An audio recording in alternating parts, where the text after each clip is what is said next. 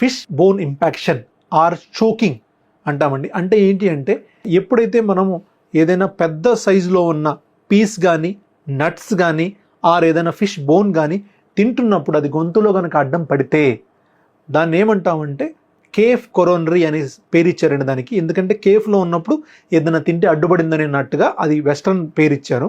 So దాన్ని choking అంటాం. అలాంటప్పుడు ఏం చేయాలి?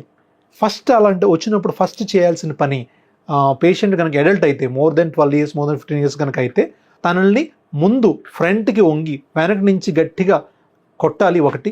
ఇంకొకటి వెనక నుంచి పట్టుకొని వాటేసుకొని గట్టిగా ఒక కుదుపు ఇచ్చినట్లయితే వాళ్ళకి పాజిటివ్ ప్రెషర్ ఇవ్వాలి చెస్ట్లో నుంచి.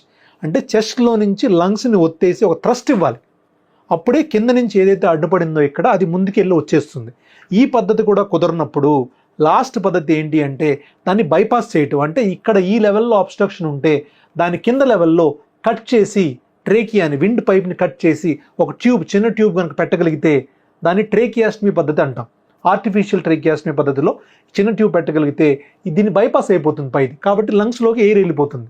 లంగ్స్లోకి వన్స్ ఎయిర్ వెళ్తే మొదలుపెట్టిన తర్వాత చిన్నగా పేషెంట్ని హాస్పిటల్ షిఫ్ట్ చేసుకొని ఏదైతే ఈ పైన ఉంది ఇంపాక్ట్ అయిందో దాన్ని మనం బ్రాంకోస్కోప్ పద్ధతి ద్వారా కానీ ఓపెన్ పద్ధతి ద్వారా కానీ కట్ చేసి తీసుకోవచ్చు. ఎందుకంటే ఆల్రెడీ మనం ఎయిర్వే సెక్యూర్ చేసేసాం బైపాస్ చేసి.